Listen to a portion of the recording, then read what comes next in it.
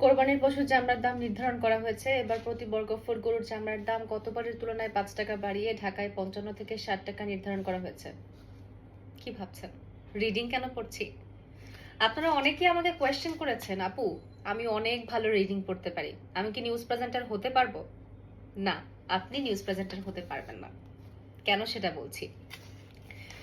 যে ব্যক্তি খুব ভালো রিডিং পড়তে পারে, অবশ্যই এটা খুবই ভালো দক্ষতা, আমি সেটা স্বীকার করব, কিন্তু নিউজ বলার টোন আর রিডিং পড়া কখনোই একসাথে আপনারা মেশাবেন না। এটা কিন্তু একদমই ডিফারেন্ট একটা পার্ট।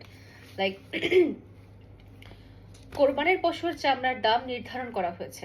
এবার প্রতি বর্গফুট গরুর চামড়ার দাম গতবারের তুলনায় ৫ টাকা বাড়িয়ে ঢাকায় ৫৫ থেকে ৬০ টাকা নির্ধারণ করা হয়েছে।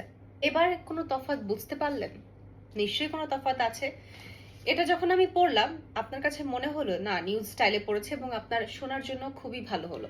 বাট আমি যখন রিডিং পড়লাম, তখন কিন্তু আপনি আগা মাথা কিছুই বুঝবেন না।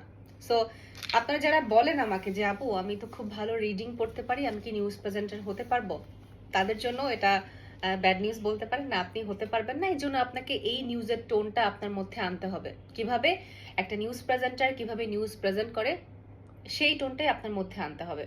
এটার জন্য আপনারা কি করতে পারেন, বিভিন্ন চ্যানেলে অনেক নিউজ প্রেজেন্টাররা নিউজ পড়ে, সেই সময় আপনারা গিয়ে আপনার পছন্দের যে প্রেজেন্টার যে সুন্দর করে নিউজ পড়েন এবং ডেলিভারি করেন তার নিউজটা দেখতে পারেন। তাহলে হবে কি, আপনার কানের মধ্যে যখন আপনি নিউজটা শুনবেন তখন সে কিভাবে ডেলিভারি করছে নিউজটা, সেটা আপনি শিখে যাবেন এবং ওভাবেই আপনি তারটা দেখে আপনি নিজের মতো করে ডেলিভারি দেওয়ার চেষ্টা করবেন। তাহলে আমার কাছে মনে হয় এটা খুবই সহজ হবে আপনাদের জন্য।